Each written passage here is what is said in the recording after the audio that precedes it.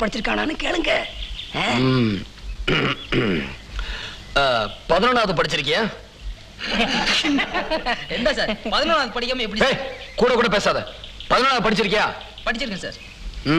அப்புறம் பியூசி 1 வருஷம். 11 1 12 அதுக்கப்புறம் பிஎஸ்சி 3 வருஷம். 12 அது 14 அப்புறம் எம்எஸ்சி 2 வருஷம். 14 18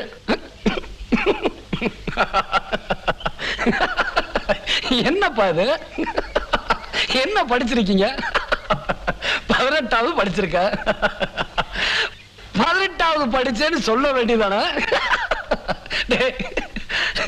இத கூட ஒழுங்கா சொல்ல தெரியலையே. இவனுங்கெல்லாம் எப்படிடா நம்ம பண்ணல வேலை செய்ய போறானுங்க?